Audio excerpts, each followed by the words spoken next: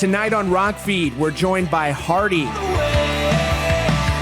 If you're a country music fan, you probably already know who he is. If you've listened to his music, you can obviously tell he's heavily influenced by rock music. That's why it should come as no surprise that he recently released a cover of Puddle of Mudd's Blurry, and fans are eating it up. Hardy has written some of country music's biggest hits for artists like Morgan Wallen, Blake Shelton, Florida Georgia Line, and countless others. This summer, Hardy is direct support for Jason Aldean on what will be one of the biggest tours of the year. Join us as we discuss UFOs, video games, fame, and his work with legendary producer Joey Moy, who's produced some of rock music's biggest records. We talk about all of this and so much more. Let's jump into it. Hardy, you're blowing up right now, and you just dropped this cover of Blurry. What is the motivation behind doing that? Man, I don't know. This is it's kind of not even a long story, but I got to deer hunt back home in Mississippi due to COVID for like almost the whole deer season, and so and I love hunting in the morning, and so I spent a lot of time thinking about stuff, and I just woke up one morning and I just texted my manager and my producer Joey, and I just said, y'all, I want to do a rock cover this year, and right. It was just me just kind of thinking about what's coming this year and the music that's coming out, and I just was thinking about how much I do love rock and roll, and obviously my last record was very top heavy on the rock end, and I just wanted my fans to like really know that that's a really big part of who I am, and Seth and Joey said, well, what do you think you would do? And I said, I either want to do Big Empty, STP, or Blurry. And Joey said, can we please do Blurry? And I was like, let's do it. And that was it. So Joey Moy is a fascinating character. He has produced many of Nickelback's biggest albums, tons of gigantic rock records. That guy is like a living legend, but he's a very shadowy figure, right? Yeah, he is. I didn't really realize that until like really being in the Big Loud camp, but I kind of like that about him, and it's so funny because he's just the nicest dude in the world. Right. He just stays out of the spotlight, or he tries to. Man, he kind of can't avoid it, really, to be honest. But yeah, he just lays low, dude. I think he keeps to himself, and it's a part of his personality. And he's a very kind of somewhat reserved and quiet guy, and he just likes to lay low, and I love that about him. Yeah, he must be a fantastic dude, because if I had the cuts that he had, like if I had the records that his names were on, I would be walking around with like a WWE championship belt. Like, yeah, I'm the shit. Yeah. Just an awesome guy. So I liked your music before I saw this particular clip of you, but this particular clip of you made me really love you. I'm watching this vlog series that you have, which I thought was fantastic. Whoever does your video content is god tier. Really good stuff. He's great, man. And I'm watching this, and at the end, there's this clip of you in the back of your tour bus just fucking banging your head to Slaughter to Prevail. Yeah, to Slaughter to Prevail. Let's go. Yeah, dude. I'm like, oh, shit. Yes, so I'm like, dude. Sign me up. From that day on, I was the president of the fan club, and it was just amazing. So what are some of your favorite rock and metal bands? Oh man. Right now, this shirt that I went and threw on, Hunt the Dinosaur. Have you heard of them? No, I have not. Oh my God, bro. Shout out to my boy Hunter. He lives in Fort Worth. It's kind of like an Animals as Leaders thing, or like Periphery. Like prog? Not musically, but it's as far as I know, it's him. It's kind of like Shomo is with Beartooth. Right. Like it's just him, but he has guys and they go on tour. And I could be wrong about that, but dude, they are sick. They're like Attila, but like more right. like heavy, and it grooves the entire time. And anyway, but Slaughter to Prevail, Humanity's Last Breath. I'm big into them right now. North Lane. Yes. Man, God, I mean, it goes on. Just any of the deathcore stuff and any of that stuff, I'm into all of it, man. Right. And then I'm just a big fan of like all the all things rock and roll, every bit of it. But all the aggro stuff, you know, in the 2000s is just my jam. That was coming up. I mean, I was a kid when like Limp Bizkit and System of a Down and all that, and so that stuff like changed my life, dude. It like ruined my life, you know. Right. You're like you before that you were like a straight A student. Afterwards, you were like smoking cigarettes and stealing candy from the store. Exactly. I get that. I'm that. How old are you? I'm 30 now. Yeah, so we're about the exact same age, and I lived that. As soon as Fred put the red cap on, I was sold. I got one myself. Man. It barely fit my head. That's amazing. So, yeah, so I was talking to my friend Chris in the Ghost Inside. Shout out to him. And he was a lot of band dudes, metal dudes, fucking love Hardy, specifically Hardy. I heard that. Somebody told me. Also, the Ghost Inside is when I was in college. Was number one, dude. What was that? Fury and the Fallen Ones, or is that the first record they had? That was, to the best of my knowledge, and Chris is going to kill me if I get this wrong. I believe that is the first record. Oh my God, dude. I freaking wore that thing out. But somebody told me, and it might have been one of those guys, or, you know, I'm actually good buddies with Jack Fowler from Sleeping with Sirens. And one of those guys told me, he said, dude, they like so many bands were playing Hicks tape at Warped Tour and all that. And that blew my mind, dude. It's like the best news I've ever gotten in my life. I was so happy. Yeah, I was the Ghost Inside, because I actually posted this on my Instagram, and one of the members of the band commented and was like, yeah, dude, I fucking love Hardy. That's incredible, man. It's, I think what it is when you listen to your music, before I saw the Slaughter to Prevail video of you, I was like, oh, okay. You know, this stuff, I heard Boots, and there's like a double pedal in there. And I'm like, there's no fucking way this guy doesn't love rock music. That's a very specific thing you have to throw in there that's like a nod. And then I looked at your band, and one of the guys looks like he's straight out of a deathcore band. This guy has like straightened long hair. And I'm just like, man, this is... And so as soon as you did this Blurry cover, I'm like, this just makes sense. You are a country artist who could easily also be on a rock tour. It just makes sense.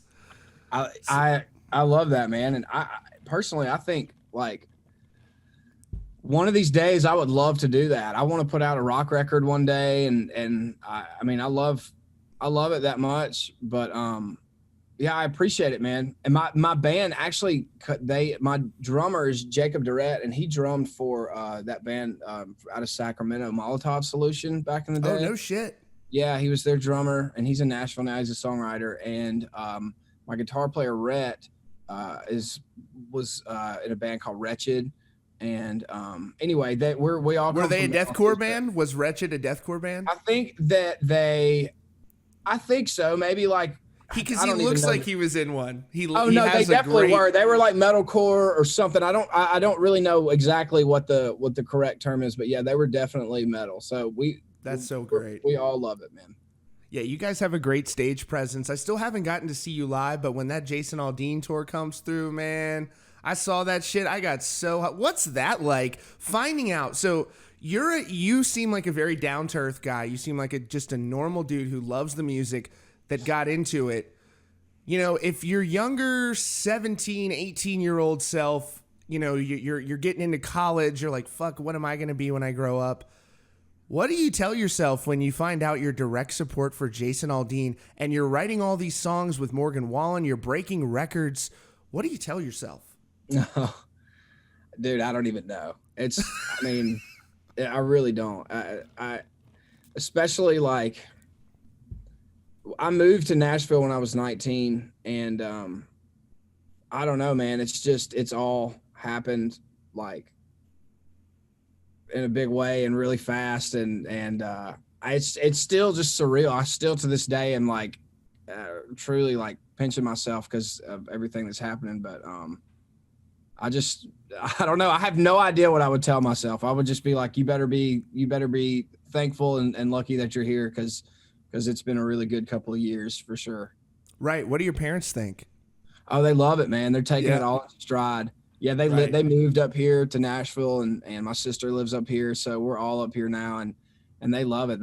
Like my mom and dad will come to a show, and they don't listen to metal or anything, but I'll see them out in the crowd singing along to Boots or one of the heavier songs, and it warms my heart seeing them out there rocking out. Right. That's just got to be such a special experience, and it's a very, very unique situation that you're in with, being a very successful country artist in your own right, and then also you're such a talented songwriter. My friend Tyler Sharp, he also works in the music industry, and he's a big fan of yours as well. And one of the things that he pointed out is that, he works with Double XL magazine, so he's very much ingrained in the hip hop world, but he's a fan of country music as well, and NASCAR and all of that. And one of the things he was telling me is, Hardy's wordplay is second to none. If you listen to your albums, I'm going to tell you, I texted him this last night. I shit you not. I was listening to A Rock Again, which was one of my favorite albums of last year. And I texted him this. I'm playing Call of Duty and I'm listening to your album, which is very odd. Something I do is I listen to A Rock probably 100 times while I'm playing Call of Duty. Doesn't make much sense. The two don't really have much to do with each other, but I do. So I'm listening to it, and you go, boy and a girl and a 3 on a tree. And I'm thinking, correct me if I'm wrong, the 3 on the tree is a nod to Dale Earnhardt? Oh. Or is it not? Or am I a dumbass? No. Okay. We actually... what does that mean? We actually talked about that. It's not, I've somebody else asked me that one time, and it's actually not. But so the old line is a boy and a girl sitting in a tree, right? Or something like that. But a 3 on the tree is an old stick shift, but the gear shifter is on the column instead of on the floor. Oh my God. The wordplay is like an idiot. No. You don't. But that was the play on words. Is a 3 on the tree is a truck, or the gear shifter is on the column instead of on the floor. I got it. I drive a Tesla. I never learned how to do stick shift. I'm a fucking idiot with that stuff. Dude, I'm gonna catch so much. I have a lot of friends who are super into cars. I'm gonna catch a lot of shit from them for this. Let me ask you this too. One of the things that I put out. Everybody wants to ask Hardy questions. I get a whole bunch. One of the recurring questions is there any chance that we might get another Hicks tape? Like a volume 2?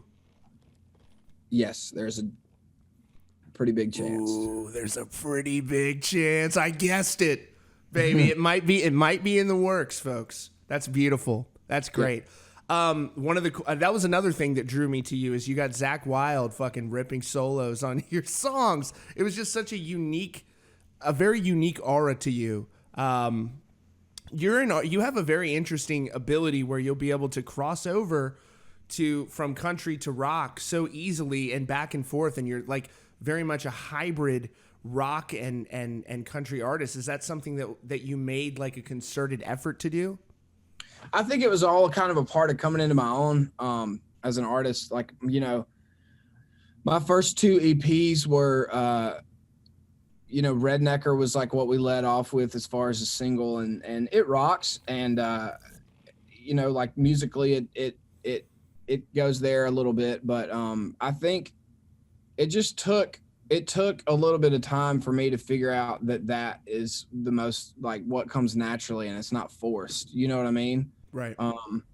So I think it took a little bit of time to dial that in. And I think Hicks tape was truly the first time with like Turn You Down, and there's No Place Like Hometown, and there's a few in there. And I think that came with like, me and Joey talking about rock and roll so much. And I don't know, it was one of those things that I realized that's the music that I love. And I think that at the end of the day, that's my true self as a writer, especially sonically.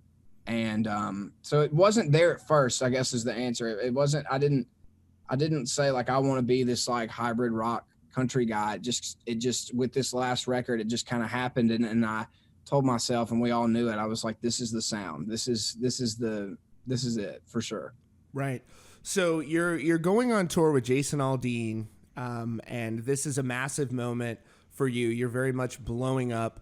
And what can fans expect when you return to the road after sitting? Well, you've gotten to get out so much in a smaller setting, but with these full blown outdoor shows, gigantic shows, what can fans expect from you on that tour? And do you feel the pressure of that? No, I don't feel like a whole lot of pressure. But the show is just really high energy, and it sounds, we kind of make it a point to make it sound like just like the record, if not a little heavier. And so the show just rocks. I mean, Right. We go as hard as we can. We're all like just drenched in sweat, at the end of the night, and it's just high energy. And that's my favorite part about the show is it's up here pretty much the whole time. When we headline, we'll play some of the ballads and stuff like that. But I think with Aldean, it's going to be energy the whole time, man. I can't wait.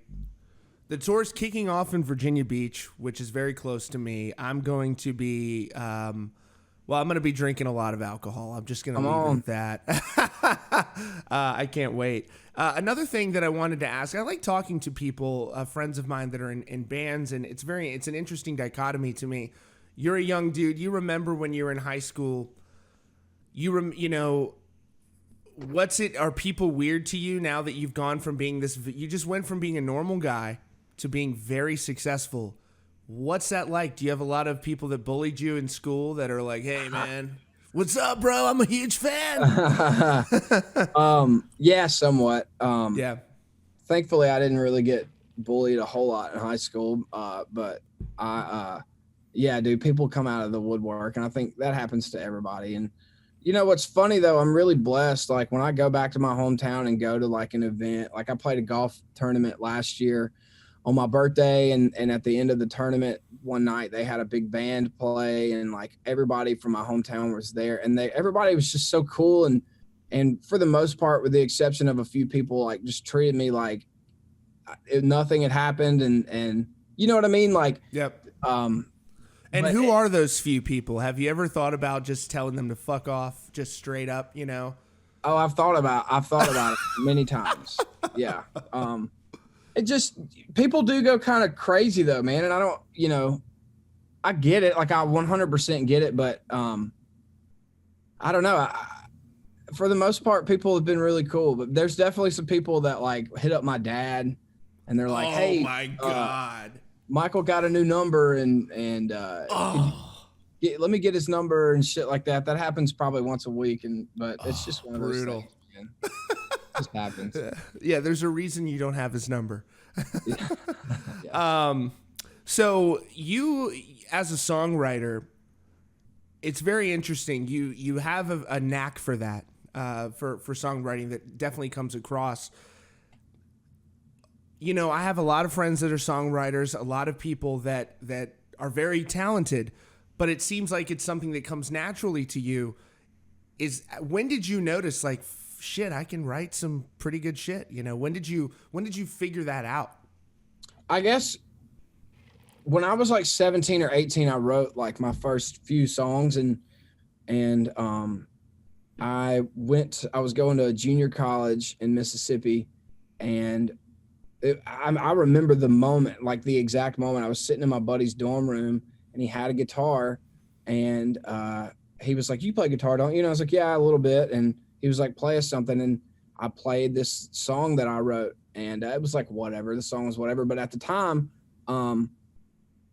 my buddy, a couple, like the 4 or 5 guys that were sitting in there were like not blown away, but they were like, "Holy shit, dude. Like, that's amazing." And I think that was the first time that I realized like that maybe what I was doing was like decent, I guess. Right. If that makes sense. And, I mean, that was definitely the moment. The second, because all of this, like I might've played it for my parents, and your parents are going to tell you it's great no matter what. But, when other people like my peers and stuff started like saying like, play that song or play this song or that song, that was kind of when I realized like, maybe I should try this whole thing out. And that literally that year at junior college, and those 4 or 5 songs that I wrote is the reason that I moved to Nashville, because they gave me like the confidence to believe that maybe if these 4 or 5 people like this stuff, then maybe, a bigger group of people would like it. But yeah, I was probably 19 when that exact moment happened. Did you graduate from college, or did you leave college to go? I did, man. I actually, I transferred to Middle Tennessee State University. Oh, okay. And, I did. I finished. I don't know how, but I actually finished. I took my mom. I remember my parents, because they helped me through school. My mom, after my 4 years was up and I had one more semester, and I took out a student loan for that semester, because they said, like, they'll help me through school through 4 years, but after that you're on your own. And my mom was basically like, you can do whatever you want at this point. You're an adult, but you can either drop out or, whatever. And so I was so close, and I took 19 hours in the summer. And I was just like, if I fail a class, I'm fucking done. I don't care if, I have a chip on my shoulder the rest of my life. If I'm not going back to school in the fall. But I took 19 hours and I finished somehow, man, and picked my degree up, and it's sitting around here somewhere. Were you starting to experience success while you were still working on your degree? No, not really. Like within the last 1 year window of college, I'd started talking to who is now my publisher, and he kind of took me under his wing and was like, when you get done with school, let's talk. I might sign you to a publishing deal, and let's see how much better you get and all that kind of stuff. And it just kind of worked out. No, like real success. Nothing happened for me until like 2018 is when everything just kind of started like happening. And before then, it was kind of. Is that when like Up Down came out and all that? Yeah, and you wrote that. Yes, that was my first number one. That was the first little bit of like success that I had. So when that video comes out and then Morgan's journey starts and he starts fucking blowing up, you're in that video, right? You're in the beginning of the video, right? Yeah. And then you're in Whiskey Glasses, which you also wrote? No, I did not write Whiskey Glasses, but okay. I am in the video, yeah. Right. So that starts happening. And then Morgan, I don't know Morgan. He seems like a fucking awesome guy. He comes out, and it seems like he brings his friends along with him. He could have very easily blown up and been like, oh, fuck this guy, but he brings his friends along as well. When you write these songs and they take off, what's that like? What's the feeling like when you're like, oh shit, this is another number one? And do you get arrogant about it? Do you get cocky? Oh, hell no, man. That's why I'm not a songwriter, because I would lose my shit. I'd be carrying around gold records with me. No, I don't know. It's just all so, I really truly mean this. It's so surreal, and sometimes it's hard to process. But I just try to stay thankful, man, and stay humble and just, I try to work hard at it and keep it going. And it's definitely one of those things where, now that it's all happening, I want it to keep going, because I don't know how I'm going to handle it because everybody eventually, they have their run. And so I'm just trying to keep it alive and keep my head down and just keep going. But I just try to stay thankful, man. I really do. Because it's, is this only going to last so long? And I understand that. It just happens with everybody. You'll be prepared for that then, because there's a lot of people. I know some cats that were, that didn't deal with that so well. And you'll be prepared by recognizing that. I also think for you're in a different boat, because even if your so-called, individual, you as an artist for some reason were to stop, you're an insanely talented songwriter. You can do that forever. You can just transition back into writing songs when you're 50 or whenever you decide to retire. I think so. It's definitely something to fall back on. And like last year was awesome for me. I know it sucked also, but like my first year and a half of touring, I barely wrote any songs. And so it was really nice to go back to being just a songwriter for a year. And I will always think of myself as maybe not a songwriter first per se, but I always consider myself a songwriter, and any chance I get to write with somebody, I'll do it no matter if we're on the road or anything. So I'm always, and I think it's a muscle, too. And if you don't use it, you lose it in a way. And I think you can always get it back. But I try to write as much as I can, man. Not just for myself, but for anybody. So how did you get connected with Joey? How did that sort of meeting of the minds occur? So Morgan and I wrote for the first time like years ago, and we just hit it off. So we started hanging out, and then around the same time, Florida Georgia Line. It's kind of a long story, but they had taken an interest in me, and so at the time Joey was still producing them, and they were involved with Big Loud, and so I just kind of found myself very immersed in the Big Loud camp. I didn't belong to them, with publishing or anything like that, but Seth England, who was also FGL's manager, is Morgan manager. It's my manager now.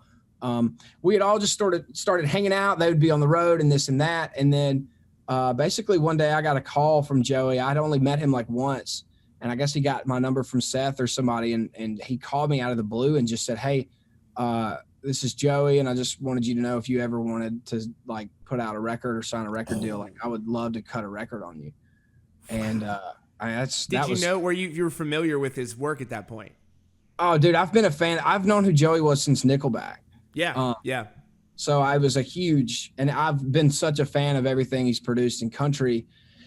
It was just a huge, like kind of light bulb moment where I was just like, I have to do this. I have to put music out.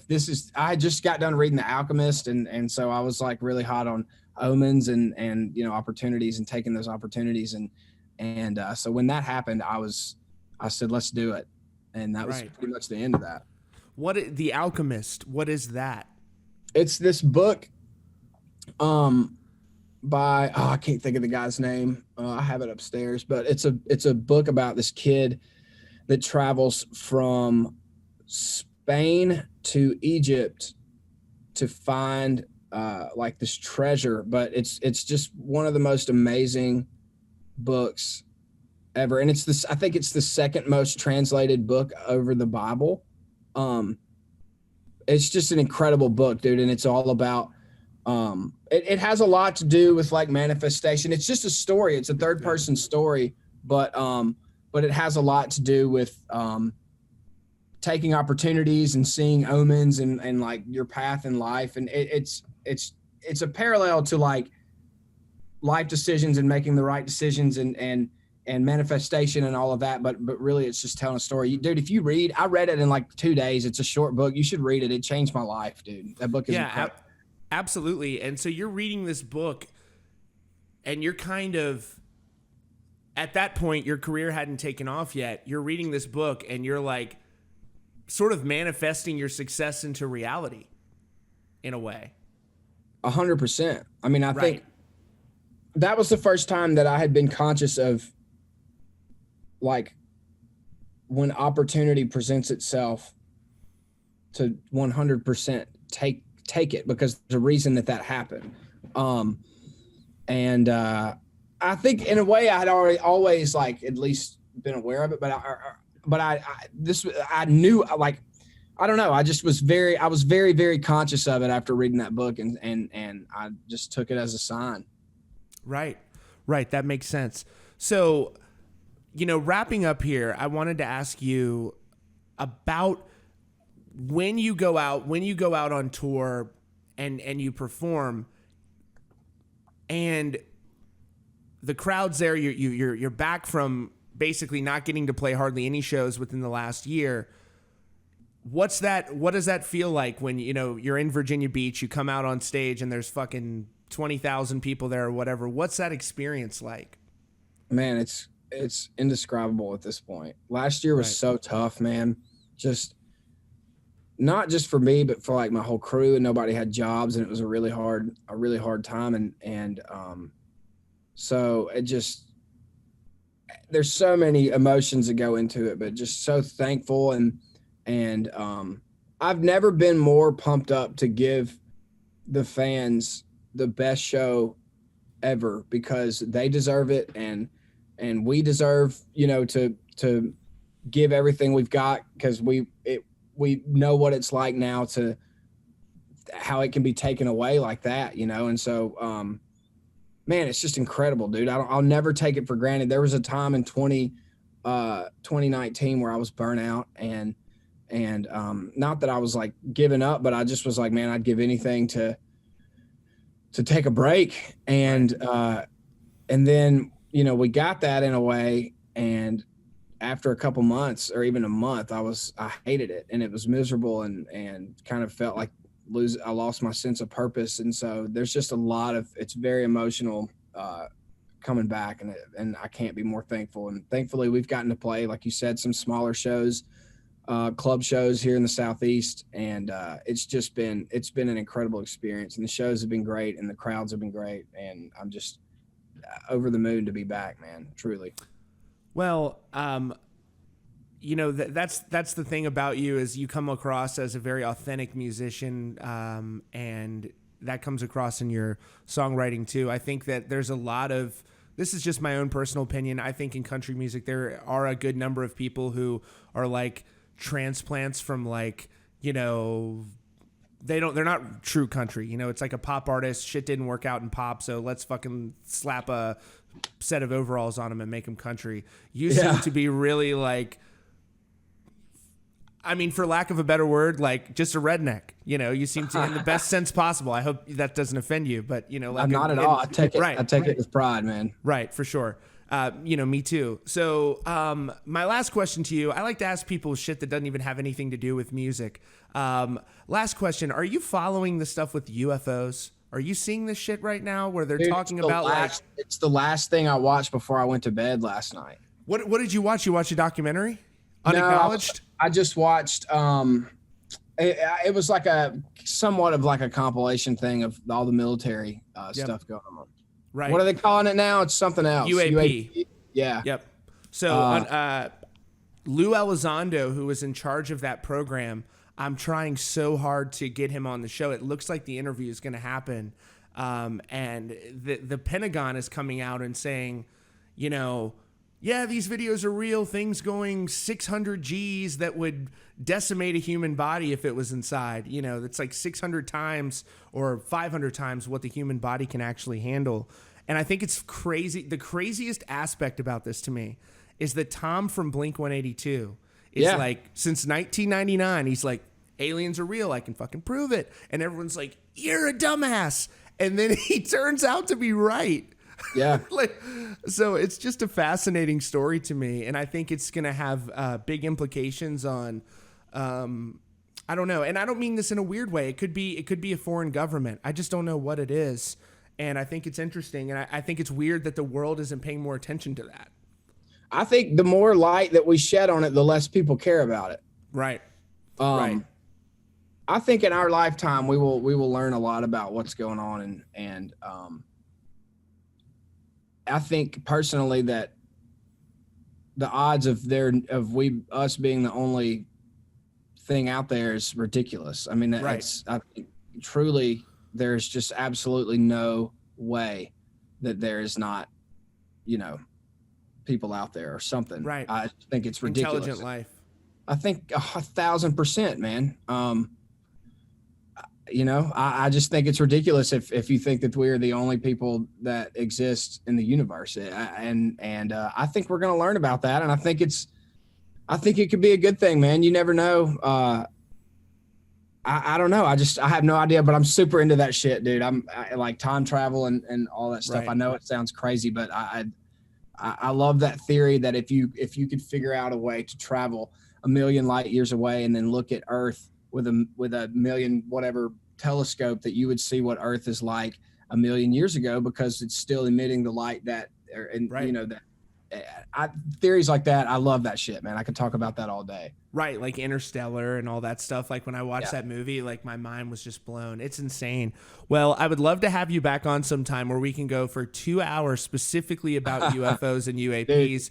Dude, me, Joe Rogan, and let's say the guy from the History Channel, right? Yeah, the guy from yeah, him too. But you know, the thing about him is like there are so many credible people now that it's like that guy. I don't know. I don't want to knock the guys, if he watches, why are you dogging me? But it's like we need to assemble a panel of experts. So you and me first and foremost, of course. Yeah. And then we'll bring other people in. But Hardy, thank you so much for making time for this interview. The Blurry cover of Puddle of Mud, a wonderful song, great spin on the track. If you guys haven't heard it yet, check it out. Spotify, Apple Music, buy the damn song as well. You can still do that. And you can also get tickets to the gargantuan Jason Aldean and Hardy tour. And if you go to, I'm going to be following the entire tour like the Grateful Dead, just getting sad drunk at all of the events in the parking lot, passing out CDs to my new mixtape. It's called Hicks Tape 3. I hope you don't mind. Okay, you beat me to it. So anyways, Hardy, I really appreciate it. Massive fan of your work. And let us know whenever you're ready to drop that metalcore record. We're ready for it as well. We will support it 1,000%. All right. You could bring Warped Tour back, dude. You could bring it back. I would love it, man. I would absolutely love that. So badass. Thank you so much for your time, man. Dude, absolutely. Thanks a lot for having me, man. I think this is my first rock and roll thing, so I'm honored that you guys are accepting me in this genre, and I really do appreciate it, man. We're riding for you, man, and we want more rock shit out there, bro. Even if it's still with country, more double pedals in country. We need that. It's coming. Don't worry. Love it. Thank you so much, man. All right. Cheers, Peace. man. Yep. Bye. Peace.